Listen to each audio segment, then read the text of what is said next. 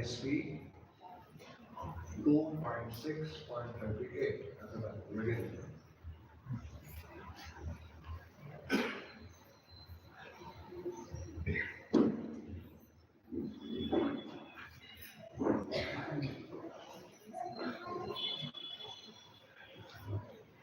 hello?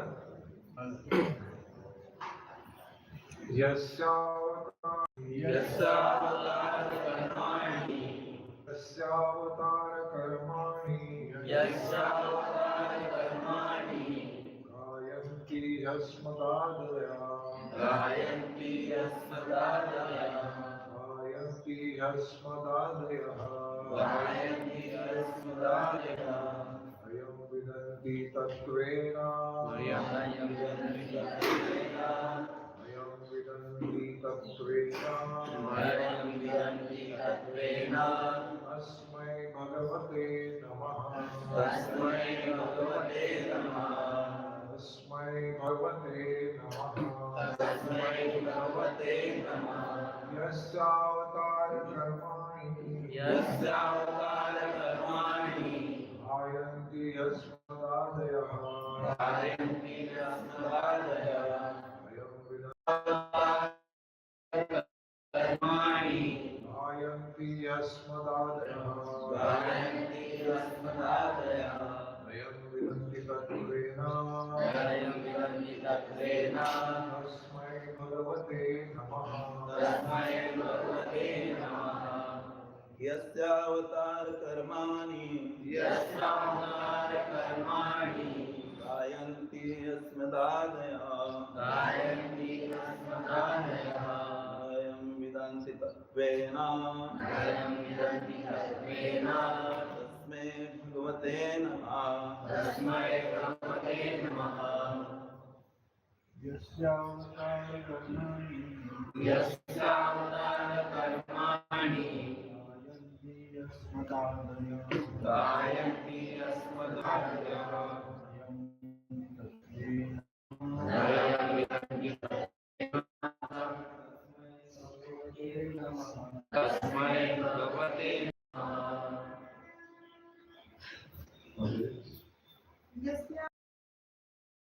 यस्यावतारकर्माणि यस्यावतारकर्माणि गायन्ति अस्मदादयः अयं विदन्ति तस्मै भगवते नमः यस्यावतारकर्माणि गायन्ति अस्मदादयः अयं विदन्ति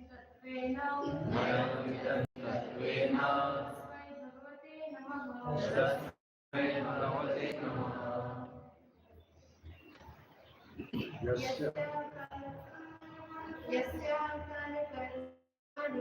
यस्यावतारकर्माणि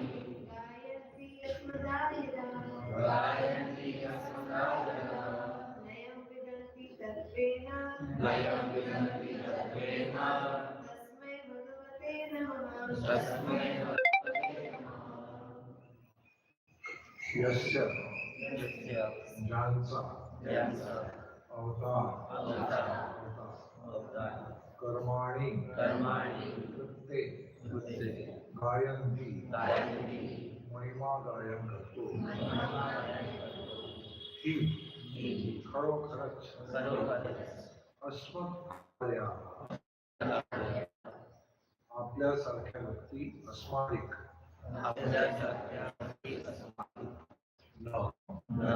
नाही यम ज्यांना जाणतात तत्त्वेन तत्त्वतः पूर्णपणे तस्मै त्यांना भगवते पुरुषोत्तम भगवान श्रीकृष्णांना नमः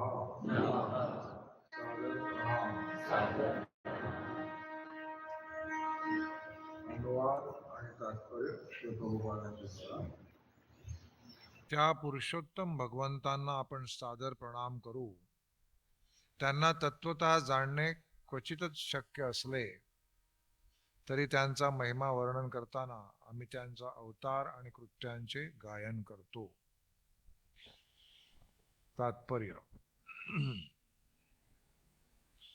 असे सांगितलेले आहे की स्थूल भौतिक इंद्रियाद्वारे दिव्य नाम रूप गुण लीला साज सामग्री व्यक्तित्व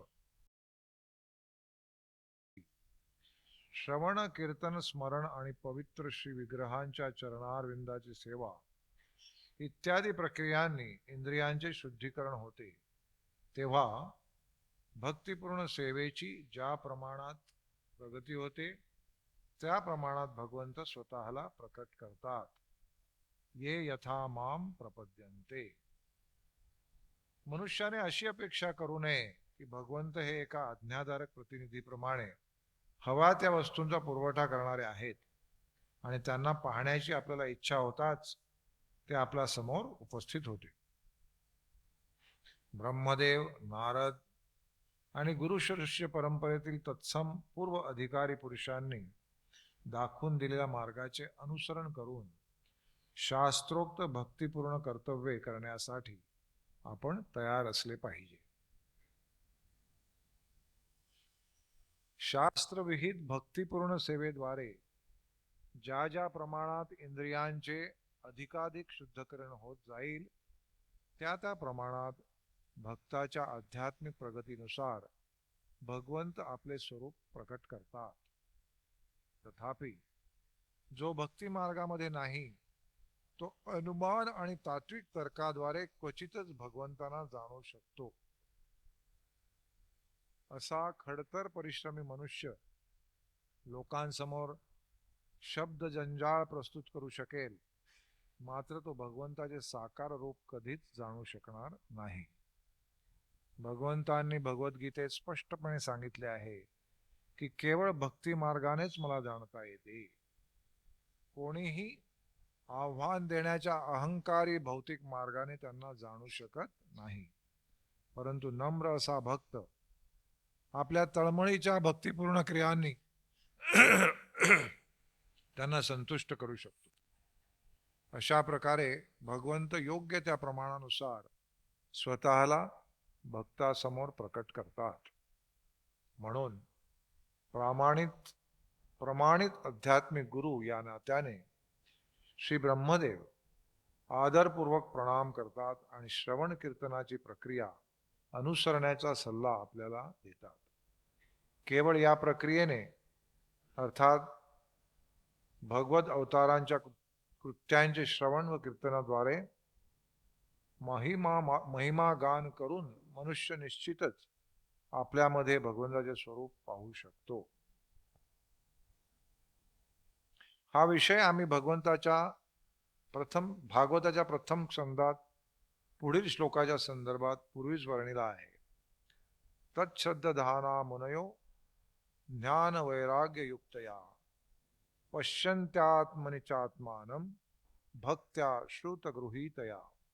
भागवत पहिला स्कंद दुसरा अध्याय 12वा श्लोक.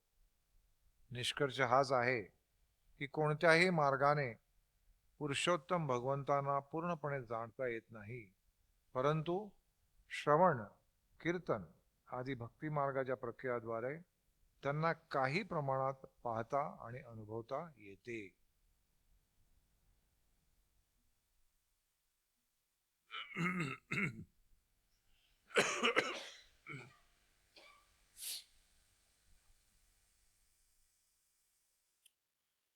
ओम अज्ञानतिमिरन्धस्य ज्ञानाञ्जनशलाकया चक्षुरुन्मिलितं येन तस्मै श्रीगुरवे नमः.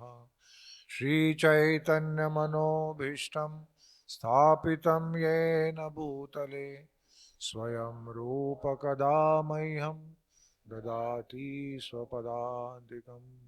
नमः ॐ विष्णुपादाय कृष्णप्रेष्ठाय भूतले श्रीमते भक्तिवेदान्त स्वामिन् इति नामिने. नमस्ते सरस्वते देवे गौरवाणी प्रचारिणे निर्विशेषशून्यवादी पाश्चात्यदेशतारिणे. वाञ्छाकल्पतरुभ्यश्च कृपा सिन्धुभ्य एव च पतितानां पावनेभ्यो वैष्णवेभ्यो नमो नमः. जय श्री कृष्ण चैतन्य प्रभु नित्यानंद श्री अद्वैत गदाधर श्रीवासादि गौर भक्तवृंद. हरे कृष्णा कृष्णा कृष्णा हरे हरे हरे राम हरे राम राम हरे हरे हरे कृष्णा कृष्णा कृष्णा हरे हरे हरे राम राम राम हरे हरे हरे कृष्णा कृष्णा कृष्णा हरे हरे हरे राम राम राम हरे हरे यस्यावतार कर्माणि गायन्ति हस्मदादयः नयं विदन्ति तत्त्वेन तस्मै भगवते नमः। मराठी हिंदी हिंदी। तो आज हम श्रीमद् भागवत के दूसरे स्कंद का 6वां अध्याय, जिसका शीर्षक है पुरुष सूक्त का अनुमोदन, उसका 38वां श्लोक पढ़ रहे हैं।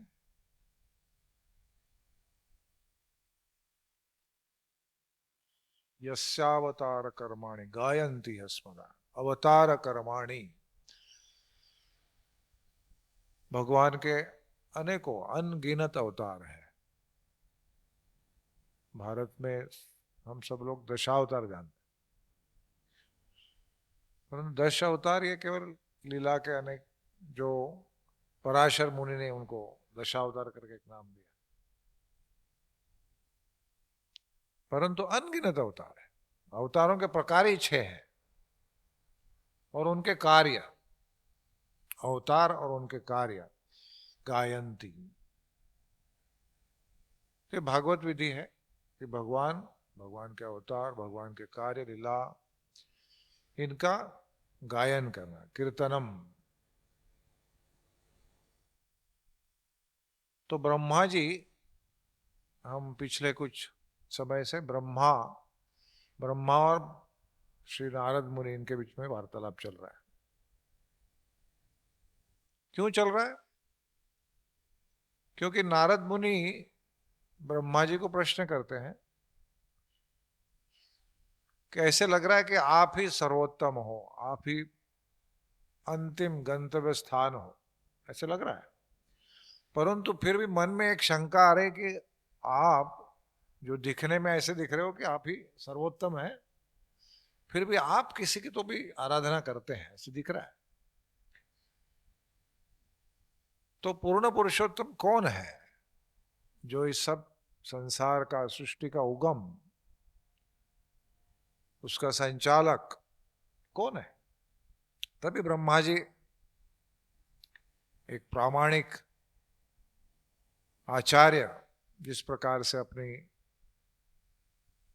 वास्तविकता को प्रस्तुत करेंगे, उसी प्रकार से ब्रह्मा जी ने किया।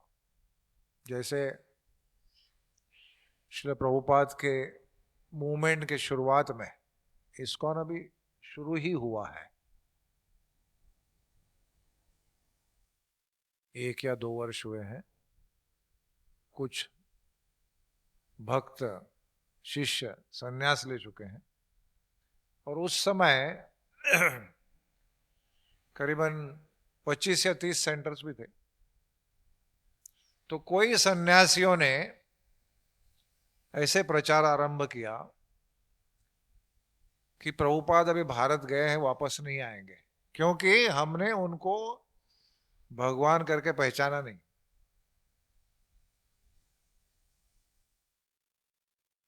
असल में प्रभुपाद ही सब कुछ है। तो कोई भी साधारण व्यक्ति सोचे, अरे बहुत अच्छी बात है, मैं तो एक साधारण लोग मुझे भगवान समझ रहे हैं, अच्छी बात है। लेकिन प्रभुपाद ने तुरंत एक पत्र लिखा सारे सेंटर्स में, आज से ये चारों मेरे शिष्य नहीं है, इन्होंने बहुत बड़ा अपराध किया है। तो उनको निकाला गया, कोई मंदिर इनको स्थान नहीं देगा, क्योंकि उनके सब मित्र थे, वो उसी ग्रुप में से निकले थे। तो फिर इनको भी अपनी जो त्रुटि, गलती समझ में आई, तो उन्होंने प्रभुपाद को खत लिखा।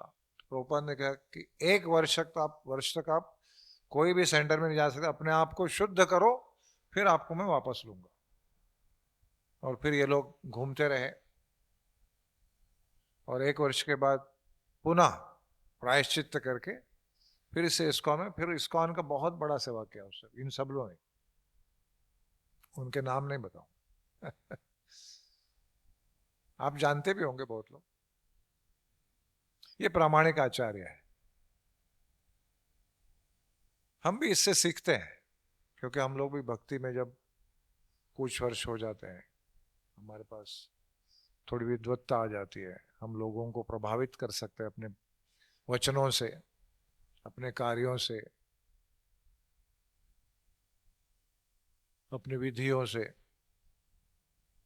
तो लोग तो बोलेंगे ही ना कि आप कितने महान, आप ही मेरे गुरु हो क्या मैं आपके फोटो की पूजा कर सकता हूं? नहीं नहीं, मैं इतना बड़ा, लेकिन आप चाहते तो ऐसे हो सकता है, होता है। बहुत सावधान रहना चाहिए, क्योंकि भक्त, दूसरे भक्त तो बहुत इनोसेंट है। वो भक्त की दृष्टि ऐसी होती है कि वो सबको शुद्ध भक्त जैसे ही देखता है, अपना खुद को छोड़ के वो सबको शुद्ध भक्त देखता है।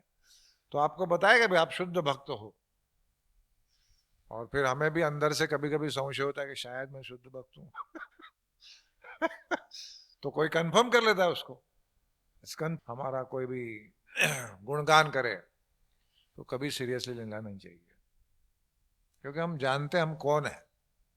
तो प्रभुपाद भी बार बार अपने शिष्यों को कहते थे कि असल में मैं एक साधारण व्यक्ति हूं, लेकिन मैं जो जो बोल रहा हूं ना वो सर्वोत्तम है। I am speaking perfect things. क्यों? इसलिए नहीं कि मैं जानता हूं, क्योंकि मैं अपने गुरु के वचनों को ज्यों के त्यों आपको बता रहा हूं। यही परंपरा है। परंपरा का अर्थ यह है कि हम अपना कुछ न उसमें डालते हुए जो जो आचार्यों से आया है उसको एज इट इज। इसलिए अपने प्रभुपाद की गीता का नाम क्या है? Bhagavad Gita as it is. कोई असल में भक्ति सिद्धांत सरस्वती तो यहां तक बोलते थे कि माय गुरु में भी रॉन्ग, क्या बोलते थे माय गुरु में भी रॉन्ग, स्टिल इज राइट। मतलब कभी कभी ऐसा लगता है ना कि ऐसे क्यों बोल रहे हैं, लेकिन वो जो बोलते हैं क्योंकि वो इतने शुद्ध है कि भगवान से आया हुआ ही है। प्रभुपाद अपने स्वयं के लेक्चर फिर से सुनते थे, भक्तों को कहते थे मेरा ये श्रीमद् भागवतम मुझे सुना सुना सुना के दिखा। तो भक्त ने आपने ही लिखा है? प्रभुपाद का मैंने नहीं लिखा है, जो मेरे आचार्यों ने, गुरुओं ने, कृष्ण ने बोला उसको मैंने प्रदर्शित किया है। इसलिए मैं फिर से सुनकर अपने आप को शुद्ध करना चाहता हूं। तो यही हमारा पूरा प्रयोजन है। भक्ति का मार्ग ही इसीलिए है कि हम कभी अपने आप को श्रवण से शुद्ध करते हैं। तो जैसे मैं अभी आपको बोल रहा हूं, मेरी कोई योग्यता नहीं, लेकिन क्योंकि मैं भागवत, आचार्य, साधुगण, इनकी वाणी को दोहरा रहा हूं, मैं अपने अंदर कभी ना कभी शुद्धि की अपेक्षा करता हूं। तो ब्रह्मा जी यहां पर वही कह रहे हैं कि हमारा कार्य है भगवान के यशावतार कर्माणि गायंती। श्री श्री राधा गोकुल बिहारी की जय।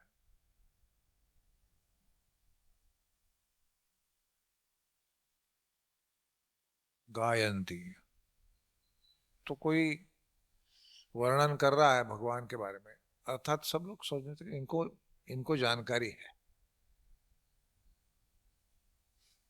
लेकिन ब्रह्मा जैसी व्यक्ति, फर्स्ट लिविंग बीइंग, सारे सृष्टि के कर्ता, जिनके पहले और कोई था नहीं,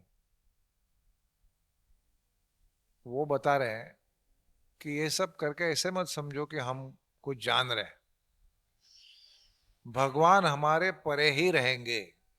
आप कितना भी जानो, जैसे आकाश में कोई पंछी उड़ता है, वो गरुड़ क्यों ना हो, कितना भी उड़ेगा तो भी आकाश समाप्त नहीं हो सकता।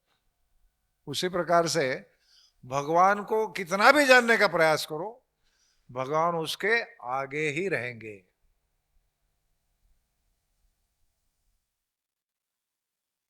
कितने आगे रहेंगे।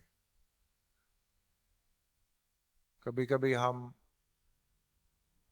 थोड़ा सा ज्ञान प्राप्त करने में हमको लगता है कि मैं भगवान को जानते हैं, गीता को जानते हैं,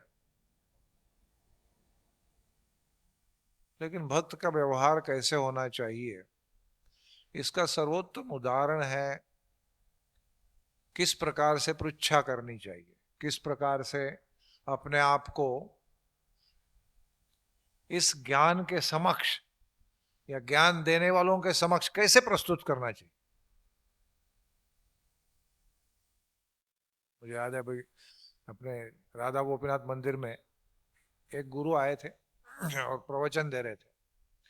तो एक नया भक्त भक्त बोले पता नहीं,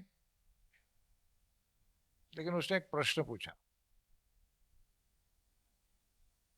तो उन्होंने उत्तर दिया प्रामाणिकता से। तो उनको कहते हैं यस यू आर राइट। ऐसे एज ए ओके एग्जाम ले रहा है उनका। इस प्रकार के सोचने से कभी कभी प्रश्न इसलिए पूछा जाता है क्योंकि हम टेस्ट करना चाहते हैं कि इसको आता है कि नहीं। ऐसे इस प्रकार की परीक्षा को कोई मतलब नहीं है, अहंकार का लक्षण है। हमारे रोहिणी नंदन प्रभु बहुत सीनियर काउंसलर है राधा गोपीनाथ मंदिर के। वो बार बार इस छोटे प्रसंग को बताते हैं कि तभी अपने भक्ति रसामृत महाराज जो पहले देवामृत प्रभु थे, वो मंदिर के अध्यक्ष थे। और उसमें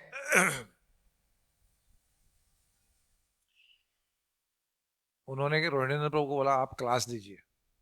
तो उनका वो बहुत क्या बोलेंगे उसको, संकोचित रहते, मतलब वो क्या बोलेंगे, उनको क्लास देना वगैरह इतना पसंद नहीं है। बहुत संकोच करने के बावजूद उन्होंने कहा नहीं आपको देना है क्लास। तो फिर एक दिन उन्होंने ऐसा पूरा प्रिपेयर करके लिख के एज इट इज रट दिया। क्लास हो गया तो समझ गए क्लास हो गया भाई, एक बार क्लास हो गया।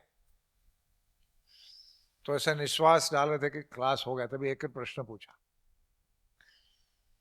एक ब्रह्मचारी ने प्रश्न पूछा।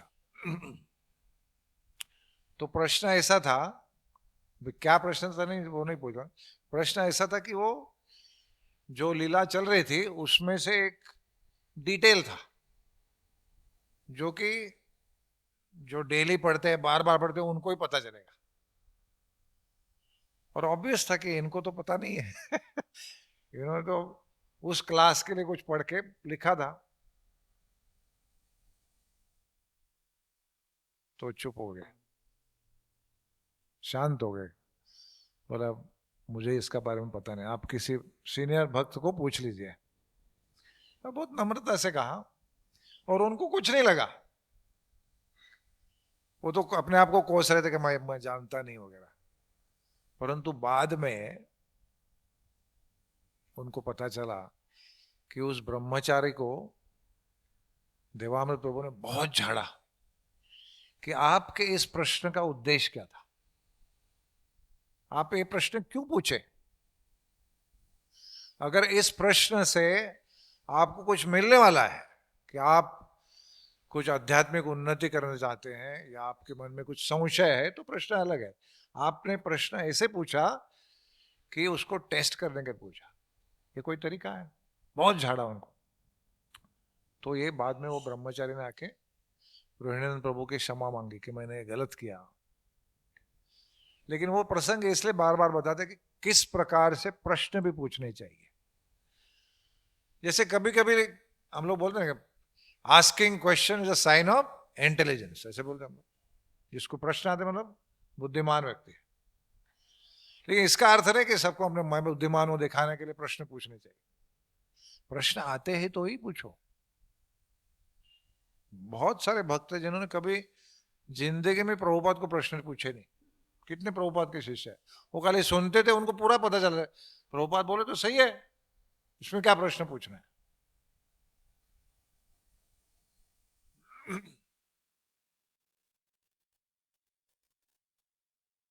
तो हमारा जो सुनना बोलना ये सब कुछ एक ही आधार पर है कि हम अपने आप को पवित्र करना चाहते हैं। तो इसका सर्वोत्तम उदाहरण श्रील सनातन गोस्वामी है। श्री चैतन्य महाप्रभु स्वयं भगवान वो खुद ही समझ नहीं पा रहे थे कि मैं कौन, कितना बड़ा हूं, मेरे में क्या है। ये भगवान की श्रेष्ठता ऐसे कि भगवान खुद की श्रेष्ठता को समझ नहीं पा रहे। प्रभुपाद को एक बार एक शिष्य ने प्रश्न पूछा, ऐसे जोकिंगली पूछा कि प्रभुपाद क्या भगवान, क्योंकि उन्होंने अभी अभी अपनी गिरिराज की लीला सुनाई कि कैसे गोवर्धन को भगवान ने बाएं हाथ की छोटी उंगली पे उठा लिया। तो उन्होंने प्रश्न पूछा कि क्या भगवान ऐसा कोई पर्वत बना सकते हैं जो भगवान उठा नहीं सकते? क्या बोले? ऐसा कोई पर्वत बना सकते हैं कि भगवान उठा नहीं सकते? तो प्रभुपाद का उत्तर बहुत सुंदर था। प्रभुपाद कहे यस, भगवान ऐसा पर्वत बनाएंगे कि जिसको वो उठा नहीं सकते और फिर उसको उठा लेंगे। यही भगवान है। भगवान जानते नहीं है कि मैं कितना महान हूं, मेरे में कितना सारा प्रेम भरा हुआ है। ये जानते नहीं, क्योंकि वो देखते राधा रानी, सारी गोपियां, गोप, वृद्ध गोप, सब लोग इतना प्रेम करते, क्या है मुझ में, नहीं जान पाते। फिर उसको जान पाते। कैसे? एक भक्त के रूप में आके, श्री चैतन्य महाप्रभु के रूप में स्वयं राधा रानी का भाव लेकर आके अनुभव करते हैं। इसलिए महाप्रभु की लीलाएं जब पढ़ेंगे, आप लोग सब लोग चैतन्य चरितामृत पढ़ रहे हैं क्या? कोई कितने लोग पढ़ पाए अभी तक? जिन्होंने नहीं पढ़ा पढ़िए, पढ़ना शुरू करिए। महाप्रभु की लीला ऐसी है कि ऐसे लगता है कि अभी चैतन्य महाप्रभु ने एक भाव प्रकट किया तो सारे भक्त सोचते थे अभी हो गया, दिस इज अल्टीमेट, ये अल्टीमेट है, इससे ज्यादा कुछ हो ही नहीं सकता। फिर उससे भी और ज्यादा भाव आता था, तो लोग सोचते थे ये अल्टीमेट है, इसके आगे कुछ नहीं हो सकता। फिर उससे भी अधिक होता था। मानो आप सोच लीजिए कि कोई व्यक्ति, आप लोग 5 मिनट रो सकते हो, आधा घंटा रो सकते हो, 1 दिन रो सकते हो, 2 दिन रो सकते हो। कोई 18 साल रो सकता है? भगवान ही रो सकते। 18 वर्ष रो रहे हैं, प्रतिदिन रो रहे हैं, और रोना भी बढ़ते जा रहा है। ये भगवान है। तो इनके बारे में, इनका गायंती और श्रवणम कीर्तनम कैसे करना चाहिए, ऐसे कहते चैतन्य महाप्रभु अपने अनेक भक्तों से एक विशिष्ट कार्य कर पाए। जैसे हम लोग प्रसिद्ध श्लोक चैतन्य महाप्रभु, सबसे इंपॉर्टेंट श्लोक अपने जीवन में, तृणादपि सुनीचैन तरोरपि सहिष्णुना अमानिन मानदेन कीर्तनीय सदा हरि। जो नम्रता है, कितनी नम्रता होना चाहिए, उसको दिखाने के लिए रूप और सनातन गोस्वामी इनके माध्यम से दिखाया, ये नम्रता होती है, इसके आगे नम्रता नहीं है। फिर कितनी सहनशीलता होनी चाहिए, ये दिखाने के लिए हरिदास ठाकुर। इंद्रियों के ऊपर कितना वश होना चाहिए, कुछ भी हो जाए इंद्रियों को फर्क नहीं पड़ता, रामानंद राय। तो ऐसे सनातन गोस्वामी, तो सनातन गोस्वामी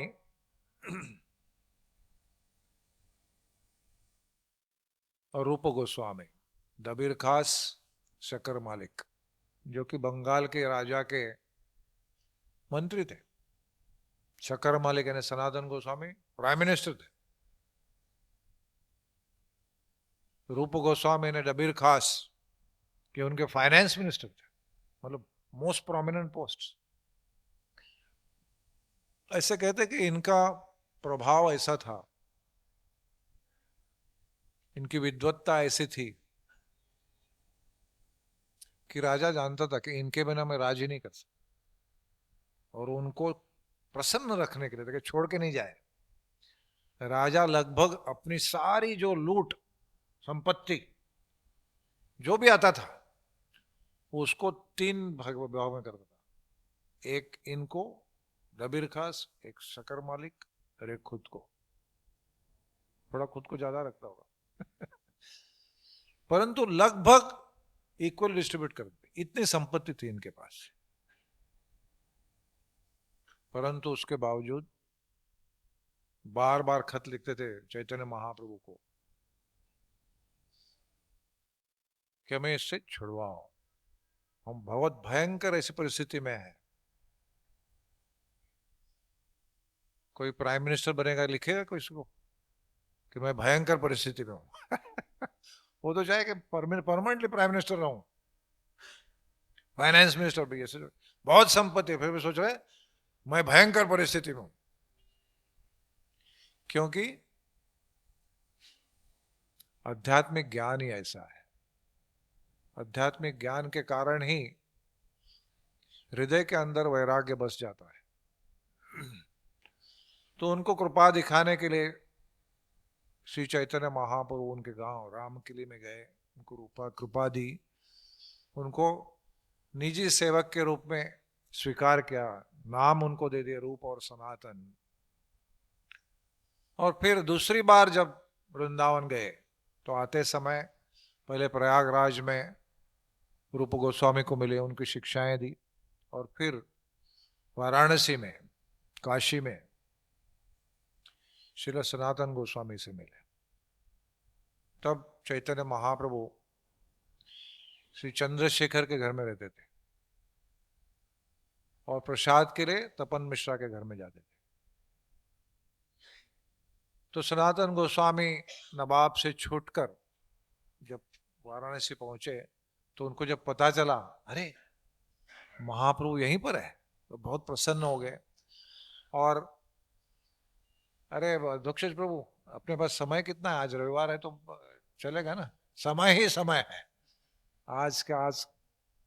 क्षमा चाहता हूं आप लोगों आपको असुविधा होगी लेकिन हम बोलते जाएंगे शायद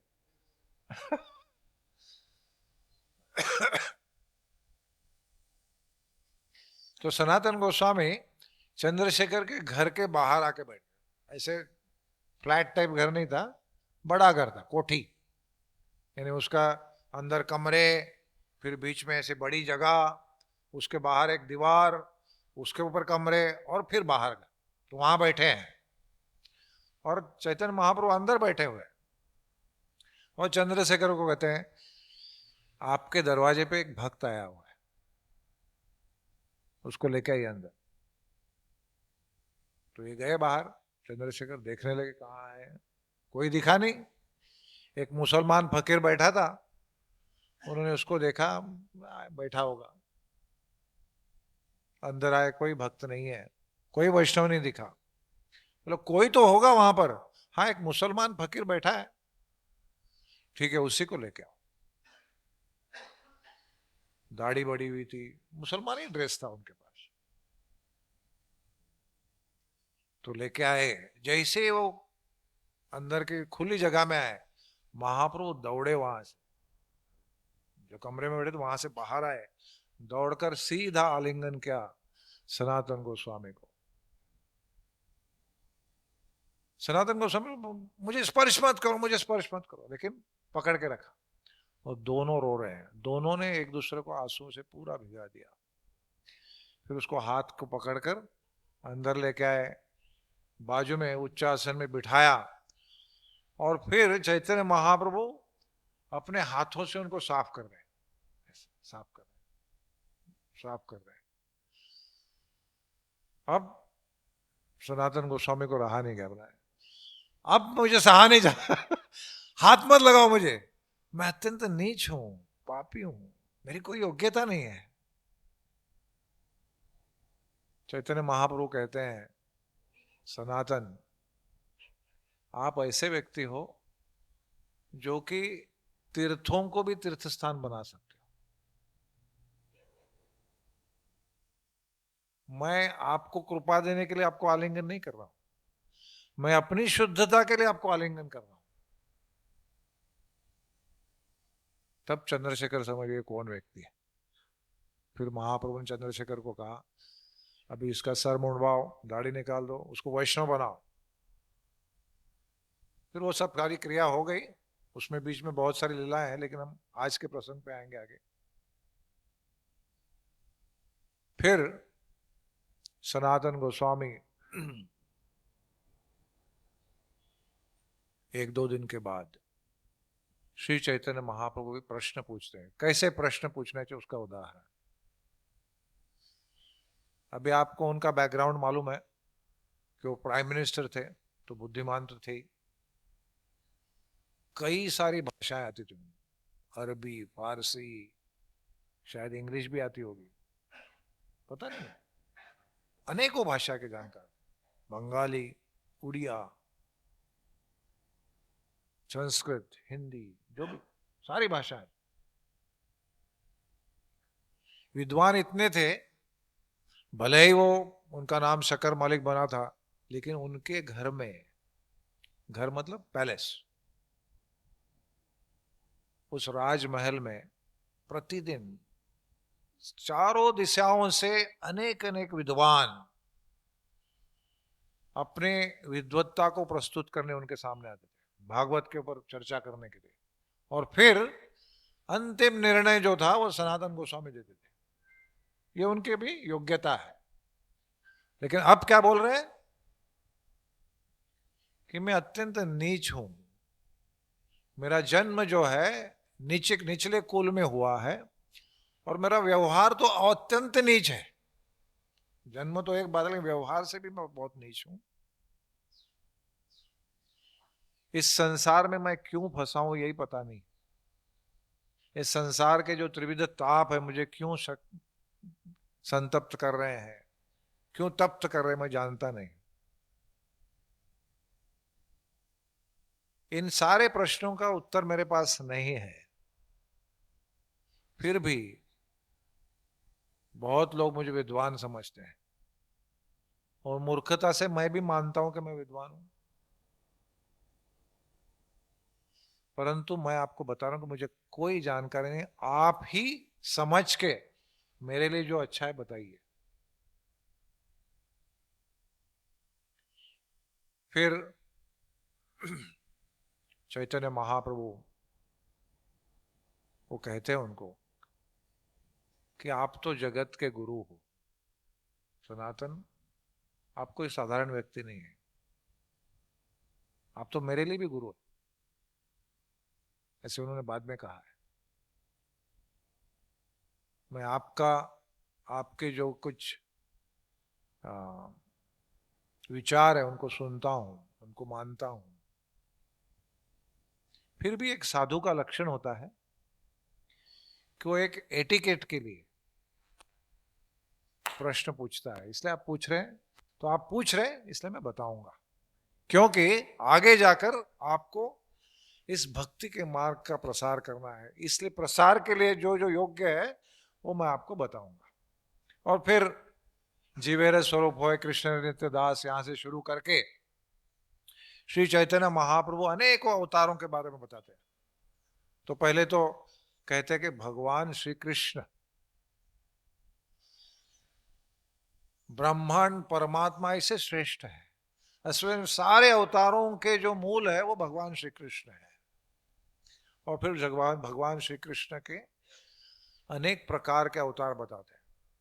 पहले तो पुरुषावतार बताते हैं, फिर गुणावतार बताते हैं, फिर लीलावतार बताते हैं, फिर युगावतार बताते हैं, और कौन से हैं, शक्त्यावेश अवतार बताते हैं, और कौन से हैं, मनवंतर के अवतार है। तो ऐसे 6 प्रकार के अवतार बताते। और फिर अवतारों को बोलने के बाद में फिर वो कहते कि कलयुग में, भागवत और अनेक ग्रंथों में लिखा है कि कलयुग का जो अवतार होगा वो स्वर्ण कांति वाला होगा और सारे संसार में वो भगवान के नाम का प्रचार करेगा। हरे कृष्णा कृष्णा कृष्णा हरे हरे, हरे राम राम राम हरे। ये नाम की महिमा को प्रसारित करेगा, नाम का प्रेम देगा, नाम के प्रेम में मस्त रहेगा। ऐसा कलयुग का अवतार होगा। तो सनातन गोस्वामी कोई साधारण व्यक्ति नहीं है, बहुत बुद्धिमान व्यक्ति है। तो उन्होंने प्रश्न पूछा, पूछ सकता हूं? तो महाप्रभु ने कहा पूछो। आपने कहा कि कलयुग का अवतार सुवर्ण कांति वाला है, सुंदर है, दिन रात भगवान के गीत को गाते रहता है, भगवान का नाम गाते रहता है, सारी दुनिया को भगवान के नाम के प्रेम में पागल कर देता है। कैसे समझे हम लोग? फिर महाप्रभु कहते हैं कि अवतारों को समझने का एक तरीका है, क्योंकि बहुत कलयुग में बहुत लोग अपने आप को अवतार समझेंगे, इसलिए व्यासदेव ने पहले ही अवतारों का जो वर्णन है वो शास्त्रों में करके रखा है। और उस अवतार का पहला तो शास्त्रों में वर्णन होना चाहिए, उसके स्वरूप लक्षण होने चाहिए और तटस्थ लक्षण होने चाहिए। तो उन्होंने पूछा ठीक है, स्वरूप लक्षण क्या होंगे कलयुग के अवतार के? तो उन्होंने बताया कि कृष्ण वर्णम तुषा कृष्णम संगोपांगा सपासन, उसकी वर्ण कांति स्वर्ण कांति होगी, आंखों से अश्रुधारा बहती रहेगी, कृष्ण का वर्णन करते रहेंगे। तो ये सब सुनने के बाद अवतार के लक्षण, जो शरीर के लक्षण और उनके कार्य तटस्थ लक्षण, ये बताने के बाद सनातन को, आपने कहा ना अभी कि कलयुग में ऐसा अवतार होगा जो छुपा रहेगा, सुवर्ण कांति वाला होगा, भगवान के नाम का वर्णन करे। आपने बराबर बताना, ये मैं सही समझ रहा हूं ना? तो चैतन्य महाप्रभु तुरंत समझ गए क्या बोलना चाहते हैं। फिर महाप्रभु ने कहा, सनातन तुम्हारी ये जो इंग्लिश में उसको ट्रिक्स बोलते हैं, don't do this intelligent tricks, ये बुद्धि का खेल मत करो, आगे सुनो। कृष्णदास कविराज कहते हैं कि इस प्रकार से महाप्रभु ने इस प्रश्न को टालकर ये स्वीकार किया कि मैं ही वो व्यक्ति हूं। और फिर भगवान के जो ऐश्वर्य है, ऐश्वर्य के बारे में जब बोलते हैं चैतन्य महाप्रभु, तो ऐश्वर्य के बारे में बोलते बोलते वो कहते कि भगवान को कोई समझ नहीं सकता।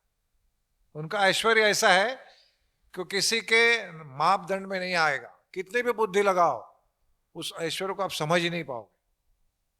फिर उन्होंने एक कथा जो आप सब लोग सुने हो, फिर से सुनिए, कि एक बार द्वारका में ब्रह्मा जी आए, भगवान कृष्ण को मिले। भगवान कृष्ण को मिलने के लिए इंद्र, वरुण, सारे देवता बार बार आते थे कोई प्रश्न लेकर। तो ब्रह्मा जी आए एक बार, तो ब्रह्मा जी ने द्वार पर खड़े होते ही द्वारपाल ने रोका उनको, वो तो जानते नहीं थे ब्रह्मा है करके। तो पूछा कि भाई किन को मिलना है? तो भगवान श्री कृष्ण को मिलना है। ठीक है, क्या बताओ मैं, कौन आया है? बोले जाके बताओ तो ब्रह्मा आए हैं। तो ये समय ब्रह्मा आए, प्रणाम प्रणाम। ब्रह्मा जी अंदर गए, भगवान को बताया, भगवान रुक्मिणी के साथ बैठे थे, कि बाहर ब्रह्मा आए हैं, आपसे मिलना चाहते हैं। तो भगवान ने कहा कि उनको पूछो कौन से ब्रह्मा आए हैं। तो गए, ये भी सोच रहे कौन से ब्रह्मा है, क्या प्रकार है। तो ब्रह्मा जी को जाके बोले कि भगवान ने पूछा आप कौन से ब्रह्मा हो। तो ये ब्रह्मा जी अचरज में आ गए, भाई कौन से ब्रह्मा, ब्रह्मा तो अकेला मैं हूं, और कितना ब्रह्मा तो मैं हूं, मैं और कोई ब्रह्मा को जानता नहीं, इस पूरे विश्व में मैं ही ब्रह्मा हूं। तो फिर सोचकर, बुद्धि वो तो बहुत है उनके पास, तो जाके बता दो चतुर्मुखी ब्रह्मा है, जिसके 4 सर है वो ब्रह्मा। तो फिर ब्रह्मा जी गए, तो गार्ड गए, उन्होंने कहा कि चतुर्मुखी ब्रह्मा है। अच्छा अच्छा ठीक है, ठीक है, बुला लो उनको। तो चतुर्मुखी ब्रह्मा को लेके आए। तो ब्रह्मा जी ने भगवान श्री कृष्ण को प्रणाम किया। तो ब्रह्मा जी को भगवान पूछते हैं कि सब ठीक तो है ना, कुशल है ना, सब आनंद मंगल कुशल सब। तो ब्रह्मा जी, वो मैं बाद में बताऊंगा, पहले मुझे ये बताओ कि कौन से ब्रह्मा, ये क्या मतलब है? आपने पूछा कौन से ब्रह्मा है, तो ये मैं जानना चाहता हूं कि कौन से ब्रह्मा का अर्थ क्या है। ब्रह्मा तो मैं हूं। तो उसी समय, उसी क्षण, उसी दालन में, भगवान जहां बैठे पैलेस में, उधर ही हजारों करोड़ों ब्रह्मा आ गए। अभी इतनी सी जगह में कैसे बैठ सकते, यही भगवान है। भगवान सारा संसार एक अणु में भी बिठा सकते हैं, और एक अणु को संसार से बड़ा कर सकते हैं। ये भगवान कर सकते, कुछ भी कर सकते। उनका नाम ही अचिंत्य है, जिसका चिंतन ही नहीं कर सकते। तो उस छोटे से दालन में, राजप्रासाद के दालन में अनेकों ब्रह्मा आए। किसी को 8 मुख थे, किसी को 10, किसी को 100। अभी यहां तक हमारी बुद्धि चलती है, बोले 100 चल जाएगा। 1000, 1 लाख, 1000 लाख। अबे 1000 लाख का कोई सिर होगा कैसे? आपकी बुद्धि में आ रहा है? किसी की बुद्धि में आ रहा है कि 100 भी आप प्रयास करके देख लीजिए, 4 6 ठीक है, उधर तक हम लोग जा सकते हैं। सैकड़ों, हजारों, लाखों सर वाले ब्रह्मा वहां थे, और सारे ब्रह्मा, उनके साथ शिवजी भी थे। वो शिवजी को भी अनेक सर थे, किसी को 5 थे, किसी को 10 थे, किसी को 100 थे, किसी को 1 करोड़ सिर थे। और इंद्र भी अनेक थे, इंद्रों को भी इतने आंखें थी कि पता ही नहीं चलता कितनी आंखें हैं। और सारे लोग प्रार्थना कर रहे हैं, प्रणाम कर रहे हैं। अभी वो एक दूसरे को देख नहीं पा रहे, खाली ये हमारे छोटे ब्रह्मा जिनके 4 मुख हैं, वो बेचारे ऐसे सोच कर देख रहे कितने बड़े बड़े ब्रह्मा हैं। तो ब्रह्मा जी सब लोग प्रणाम कर रहे हैं, और प्रणाम कर कर वो पूछते हैं कि भगवान आपने क्यों प्राचारित किया, मतलब क्यों बुलाया हमको? नहीं, मैं पूछना चाहता था कि आपके अपने अपने जगहों में सब कुछ ठीक तो है ना, मतलब सब ठीक चल रहा है? तो उन्होंने एक उत्तर दिया, सब लोग ने एक ही उत्तर दिया। क्या उत्तर दिया? जब से आपने पृथ्वी में जन्म लिया है, अवतरित हुए हैं, हम हर जगह विजयी हो रहे हैं, सब कुछ सही चल रहा है, राक्षसों का नाश हो रहा है।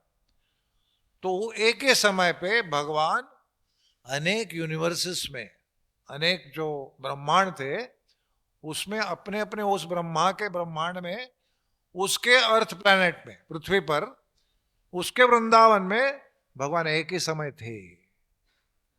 और सब लोग सोच रहे हैं वो हमारे पास है, पृथ्वी पर है, ये भगवान है।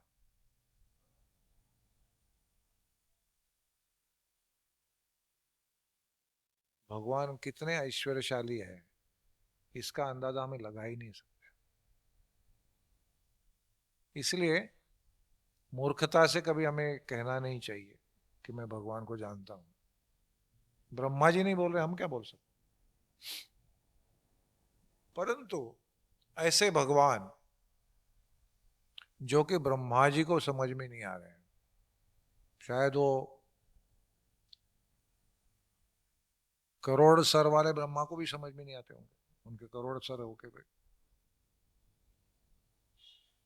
ऐसे ब्रह्मा को भी जो समझ में नहीं आते, वो एक साधारण भक्त को उसकी उसकी योग्यता के अनुसार समझ में आ सकते हैं। कैसे आ सकते हैं? तो श्री प्रभुपाद यहां पर तात्पर्य बता रहे हैं शुरुआत ही उन्होंने ऐसे की, अतः श्री कृष्ण नामादि न भवेत ग्राह्यम इंद्रिये। इंद्रियों से हम भगवान का नाम, नामादि भगवान का नाम, रूप, लीला, धाम, भगवान के ग्रंथ, भगवान के भक्त, जो जो भगवान से संबंधित है, अतः श्री कृष्ण नामादि न भवेत ग्राह्यम इंद्रिये। तो इंद्रियों से हम समझ नहीं, इसलिए उनका नाम क्या है, अधोक्षज, इंद्रियों के परे है वो। फिर कैसे समझ में आते हैं, सेवोन्मुखे ही जिह्वादौ स्वयं एव ही स्फुरति अदा। सेवोन्मुखे ही जिह्वादौ, आदौ, जिह्वा से शुरुआत करके, है ना, कीर्तनम प्रसादम, जिह्वा, जिह्वा से शुरुआत करके सारी इंद्रियों को जब भगवान के हम लोग सेवा में लगाएंगे, तब जाकर स्वयं एव ही स्फुरति अदा, अंदर से भगवान जानकारी देंगे, मैं ऐसा हूं। बहुत बार जब हम भगवान की अनेक ग्रंथों को पढ़ते हैं, गीता, भागवत, चैतन्य चरितामृत, चैतन्य भागवत, बाकी और आचार्यों की पुस्तकें, संदर्भ, विश्वनाथ चक्रवर्ती की कमेंट्री, बहुत सारा अवेलेबल तो सब है। उतना ज्ञान होने के बाद कभी कभी ऐसा लगता है मैं भगवान को जान गया, या मुझे अभी और आगे जाना चाहिए। जैसे प्रभुपाद के पास उनके एक शिष्य आए, और प्रभुपाद के शिष्य उनको कहते हैं कि प्रभुपाद, मैं इतने वर्षों से अभी भगवान का नाम ले रहा हूं, विग्रह की सेवा कर रहा हूं, शास्त्रों का अध्ययन कर रहा हूं, मुझे लगता है मुझे अभी रागानुग भक्ति में जाना चाहिए। क्या कहा उन्होंने, मैं भी रागानुग भक्ति जाना, साधना भक्ति से थोड़ा सा, वैदिक भक्ति में साधना भक्ति भी रागानुग भक्ति, रागानुग में जाना चाहता हूं। I think I will be purified. क्या कहा उन्होंने, I think I will be purified. Prabhupada बहुत शांत चित्त से बोले, you will be simply putrefied. You will be decayed, आपका विनाश हो जाएगा। क्यों? क्योंकि योग्यता नहीं है। यहां पर प्रभुपाद कह रहे ये यथामाम प्रपद्यन्ते, भगवान अंदर ही बैठे, उनको हमको सिद्ध करने की आवश्यकता नहीं है। वो प्रतिदिन देख रहे हैं, हमारे विचारों को देख रहे हैं, हमारी इच्छाओं को देख रहे हैं, हमारे आसक्ति को देख रहे हैं। तो इसलिए भक्त को कभी भी अपने पैरों को जमीन पे ही रखना है। जमीन कौन सी, वो देखो, हम यहां पर है, हमारे इंद्रियों के ऊपर हमारा दमन नहीं है, ठीक है, हम यहीं से शुरुआत करेंगे। ऐसा नहीं कि आप भक्ति नहीं कर सकते, आप उस स्थिति में भी भक्ति कर सकते हो, हर स्थिति में हम भक्ति कर सकते हैं। भक्ति का वैभव है, भक्ति का वैभव यही है कि कोई भी स्थिति में भगवान की भक्ति हो सकती है। जो नया से नया भक्त है, जो अभी अभी जैसे बच्चों का तोतले बोल होते हैं, वैसे तोतले बोल बोलने वाला भक्त, या फिर संस्कृत के श्लोक बोलने वाला भक्त, या डीटी वर्शिप करने वाला भक्त, या महान बड़े बड़े कार्य करने वाला भक्त, कोई भी भक्त हो, भगवान जानते हैं अंदर क्या है। इसलिए भक्त को प्रामाणिक रह के यही देखना कि मैं आज यहां हूं, यहीं से मैं भक्ति करूंगा, वो संपूर्ण है, वो भक्ति संपूर्ण है। फिर इमेजिनेशन की जरूरत नहीं है कि गोलोक वृंदावन कैसे होगा, वैकुंठ कैसे होगा, इमेजिनेशन करते हैं, क्या जरूरत है। भगवान अंदर ही वैकुंठ दिखा देंगे, तुरंत दिखा देंगे। प्रयास करना चाहिए, पेशेंस रखना चाहिए, अपने आप आएगा। उसके लिए एक योग्यता की जरूरत है, प्रामाणिकता, किसी प्रकार की डुप्लिसिटी, इसको हिंदी में क्या कहेंगे,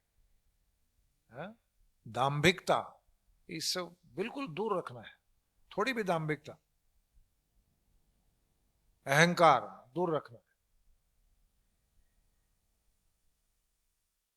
हम भक्त है, नहीं, हम भक्त बनने का प्रयास कर रहे हैं। हम भक्त, ये भी हमारी उपाधि है। मैं मंदिर का काउंसिलर हूं, उपाधि। काउंसिल हूं, ये भी उपाधि। मैं नया हूं, पुराना हूं, सारी उपाधि। सर्वोपाधि विनिर्मुक्तम, ये बहुत बड़ी बात है। मुझे भी समझ में नहीं आती, लेकिन मैं खाली दोहरा रहा हूं। सर्वोपाधि विनिर्मुक्तम तत्परत्वेन निर्मलम। ये मल है हमारा, उपाधि ही हमारा मल है। अहंकार से ही हम लोग सोचते हैं मैं ये हूं, मैं डॉक्टर अजय संके, माधवानंद दास, मैं बलदेव, मैं सनातन चैतन्य, जो भी हम सोच रहे हैं, हम यह है ही नहीं। हमारा एक ही उपाधि है, दास दास दास, भगवान के दासों के दासों के दासों का दास। यही उपाधि, दूसरी कोई उपाधि नहीं।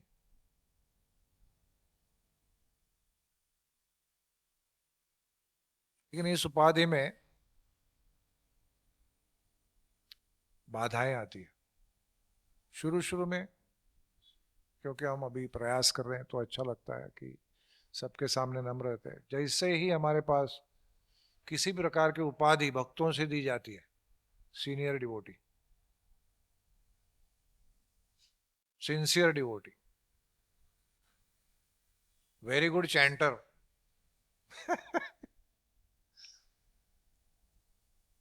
काउंसिलर, मेंटर,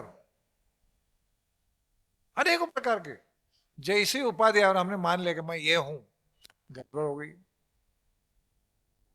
इसलिए ऐसा नहीं कि अभी आप लोगों को डर लगा यार अभी तो गड़बड़ हो गई, कोई रिस्पॉन्सिबिलिटी लेना नहीं चाहिए। क्यों? क्योंकि उपाधि आती है, टेम्पल प्रेसिडेंट, चेयरमैन, जो भी है। तो उपाधि देने से डर लगता है, लेकिन ऐसे डरने की आवश्यकता नहीं। जितनी हम रिस्पॉन्सिबिलिटी लेते हैं, जैसे ब्रह्मा जी डरते नहीं है, सारे विश्व के क्रिएशन करते हैं, वो डरे हुए क्या? नहीं, वो क्या कर रहे हैं, अपने आप को जान रहे हैं। जबकि नारद बोले आप ऐसा लग रहा है कि आप सर्वोत्तम हो, तो हाँ हाँ ऐसा नहीं बोला, नहीं मैं नहीं हूं। प्रभुपाद को भी बोला आप भगवान हो, भगवान के अवतार हो, नो, आपको निकाला जाता है। क्यों? क्योंकि सत्य उनके हृदय में है। तो हम जो साधारण भक्त हैं, नए नए भक्त हैं, भक्ति का प्रयास कर रहे हैं, इस्कॉन इस्कॉन जो है ना, ये शुद्ध भक्तों का संग्रह नहीं है, शुद्ध भक्ति करने वालों का संग्रह। हम लोग जब भक्ति करते हैं तो शुद्ध भक्ति करते हैं, प्रयास। लेकिन हम शुद्ध नहीं है अभी तक। मतलब बहुत लोग आप लोग होंगे, लेकिन हम नहीं है। तो हमें शुद्ध बनना है, यही हमारा प्रयास है। तो इसीलिए जो आज हमारे सामने है उसी में कृष्ण को ग्रहण करना चाहिए। आज हमारे सामने कृष्ण कैसे हैं?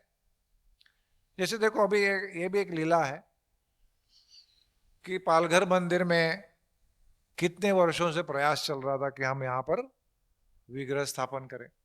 कर रहे थे कि नहीं? हमारे पास विग्रह भी आ गए वृंदावन से, एक नहीं। फिर उनको रखा गया, रखा कि नहीं? सब लोग बोले हो गया, लेकिन हुआ क्या? नहीं हुआ। वो विग्रह को उतार के फिर से डिब्बे में डाल गया। क्यों? ऐसा क्यों हुआ?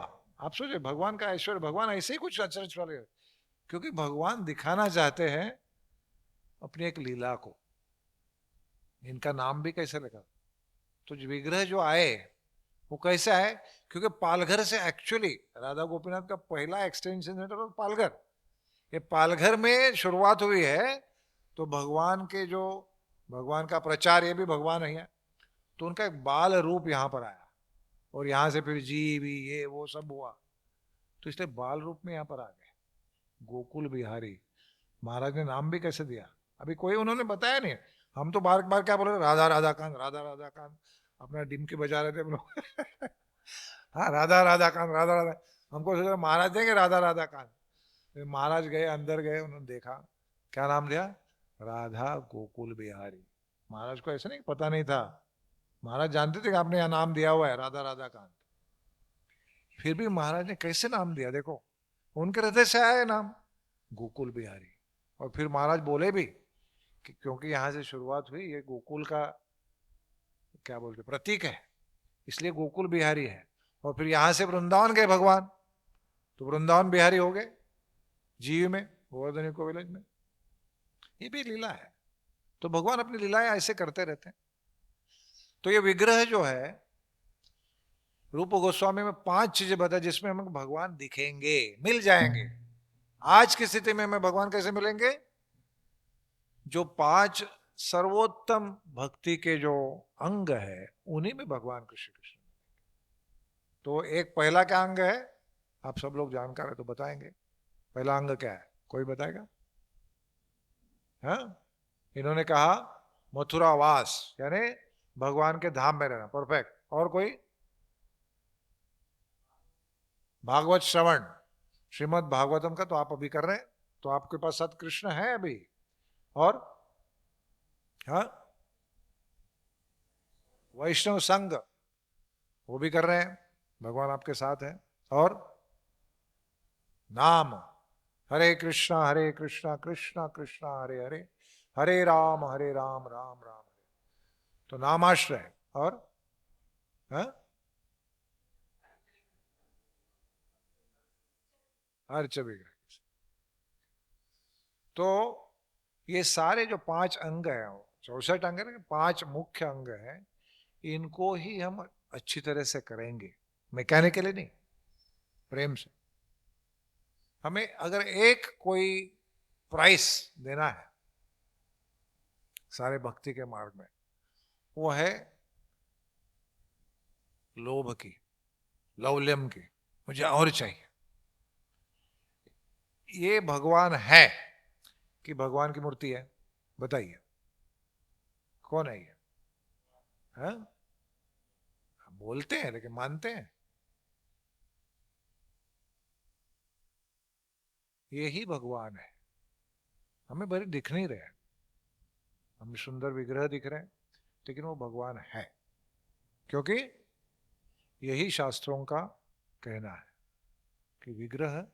इसलिए प्रभुपाद यहाँ पर जो पाद सेवन हम बोल रहे हैं, इसमें पाद सेवन का यहाँ पर प्रभुपाद इस तात्पर्य में वर्णन कर रहे हैं कि श्री विग्रह के चरणों की सेवा करना, ऐसे लिख रहे हैं।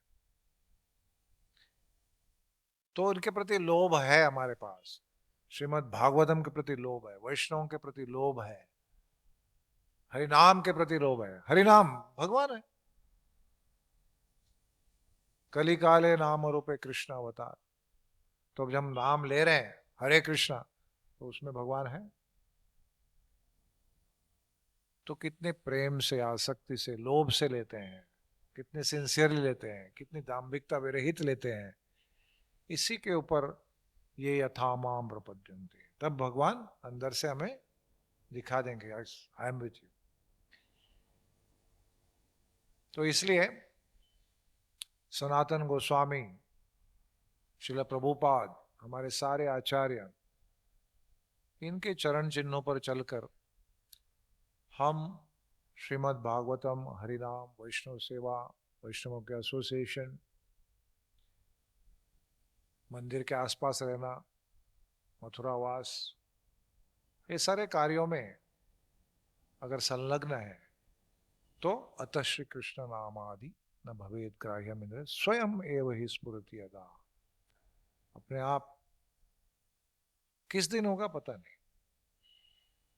अगर मैकेनिकली करते रहेंगे, हरिनाम हो या डीटी वर्शिप हो, तो हजारों जन्म लग सकते, करोड़ों जन्म लग सकते हैं।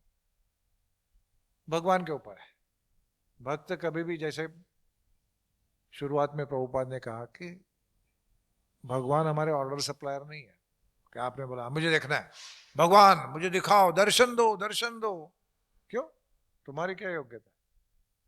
प्रभुपाद को एक बार, प्रभुपाद वो बहुत बार लोग गाते हैं राधे राधे, आगे क्या है? श्याम मिला दे। क्या?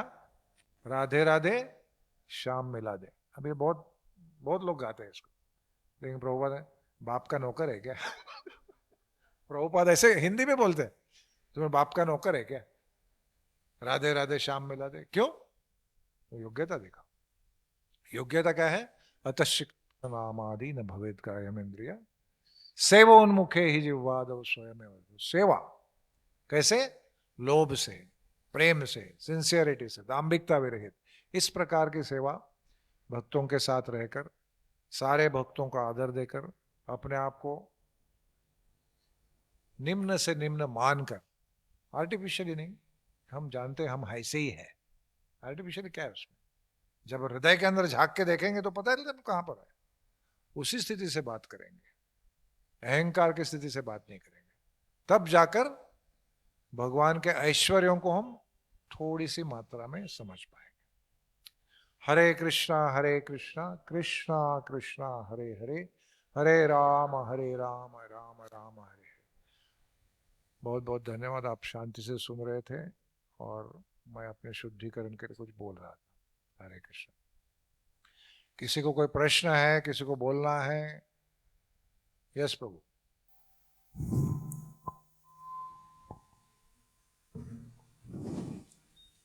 प्रभूजी, प्रश्न विचारण्याचा उद्देश आहे की तुमचं मार्गदर्शनासाठी, की जसं डेटी इन्स्टॉलेशन झालं त्यावेळेला गौरांग प्रभूंनी हा प्रश्न मी बऱ्याच वेळा इकडे दुसऱ्या भक्तांना पण विचारला आहे. तर गौरांग प्रभूंनी लेक्चरमध्ये सांगितलं की प्रभुपादांचं मिशन हे 10,000 वर्ष चालणार आहे. त्याच्यात त्यांनी ॲड केलं की परंतु पालघर बोईसरच्या भक्तांना आपली चेतना 10,000 पट विकसित केली पाहिजे. नेक्स्ट इयर मला वाटलं त्यातून काहीतरी अजून डेव्हलप झालं असं. त्याच्यात त्यांनी सांगितलं की तुम्हाला जी भक्ती बीज मिळालेलं त्यात तुम्ही क्रश करत आहात.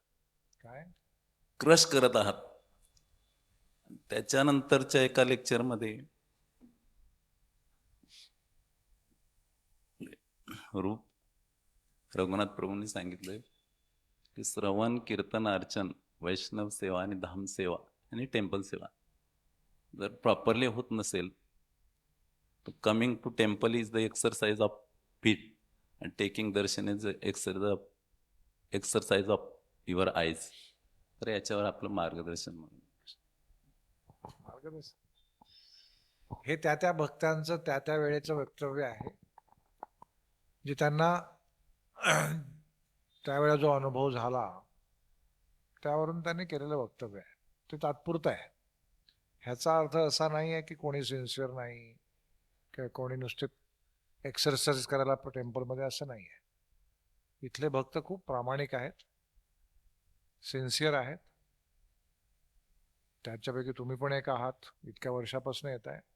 कुठलाही भक्त इतके 20-20, 30-30 वर्ष इथे येऊन काही नाही काय छोटे मोठे कार्य, जसं आता सनातन ते संध्याकाळी रोज येऊन कीर्तन करतात, अनेक वर्षापासून करतात. त्यांच्यामुळे हे यांच्या घरून आपल्याला लँड मिळाली, अनेक गोष्टी येतात. प्रत्येकाने आपापलं कॉन्ट्रीब्युशन दिलेलं आहे, ते सिन्सिअरली केलेलं आहे. त्याच्यामुळे त्या भक्तांना त्यावेळी काही अनुभव आले असते, त्याच्यातून ते बोलले असते. परंतु ह्याचा अर्थ असा होत नाहीये की आपले भक्त अप्रामाणिक आहेत किंवा ते फक्त एक्सरसाइजसाठी इकडे येत आहेत. नाहीतर राधा गोकुळ बिहारी इथे प्रसन्न राहिले नसते. ते प्रसन्न आहेत की नाही? आहेत प्रसन्न. तुम्ही बघा त्यांच्याकडे, चेहऱ्याकडे बघा, तुम्हाला प्रसन्न दिसते. चंदन जी, लग रहा है प्रसन्न है कि नहीं? लग रहे हैं ना प्रसन्न? प्रसन्न लग रहे हैं तो उसका मतलब प्रसन्नता कोई दे रहा है ना, कि नहीं दे रहा है? कौन दे रहा है? भक्ति दे रहा है. इसलिए अर्थात कोई भी सीनियर भक्त जैसे गौरांग प्रभु है, रूप प्रभु, ये जब बोलते हैं तो बहुत उसको सीरियसली लेना चाहिए. हम में से कोई भी परफेक्ट नहीं है. हम दिन प्रतिदिन अपने आप को और सुधार करके भगवान की सेवा में लगाने के लिए एक अच्छा इंस्ट्रूमेंट बनने का प्रयास करते हैं, ऑल ऑफ अस. उसको बनाना चाहिए. ऐसे जो वक्तव्य होते हैं उससे यही सीखना है कि भाई हमें सुधार चाहिए. इसका अर्थ ये नहीं कि हम अप्रामाणिक हैं. बिल्कुल हर भक्त यहाँ का प्रामाणिक है. कितने वर्षों से 30 वर्ष हो गए, ज्यादा ही हो गए हैं। 30 वर्षों से अगर भाई कोई भी, जैसे जुहू में, इस्कॉन जुहू में CIA एजेंट्स अमेरिका के रहते हैं, ऐसा एक अपप्रचार चल रहा था प्रभुपाद के समय कि अमेरिकन एजेंट्स है, ये लोग यहाँ पर आके ड्रग्स बेचते हैं, स्मगलिंग करते हैं। तो प्रभुपाद ने इंदिरा गांधी को या कोई तो पॉलिटिशियन को तभी कहा था कि आप आके हमारा मंदिर में रहो। कौन सा CIA एजेंट सवेरे 4 बजे उठ के ठंडे पानी से नहाने वाला है? रहेगा कोई? CIA एजेंट कभी नहीं रहेगा। वो तो मुर्गी खाएगा, ये खाएगा, वो खाएगा, सिगरेट पिएगा, उसको वहां पर 2 मिनट में घुटन होगी उसको, वो रह ही नहीं सकता वहां पर। जबकि हमारे लोग विंटर में भी ठंडे पानी से नहाते हैं। कितनी भी बाहर ठंडी होगी, अभी आज भी इस्कॉन के पाश्चात्य देशों के मंदिर, वहां इतनी ठंडी होती है ना, उस ठंड में भी भगवान के विग्रह के सामने जाते हैं ना, तो केवल चद्दर रहती है, खुले रहते हैं, स्वेटर पहन के नहीं जाते। कैसे कर पाते हैं? क्योंकि तपस्या है, भगवान के प्रेम के खातिर कर। तो ऐसे शब्दों को उसी प्रकार से देखना चाहिए कि भाई हमें सुधारना है, उससे ज्यादा उसको सीरियसली मत लीजिए। ठीक है? और किसी को कोई प्रश्न है?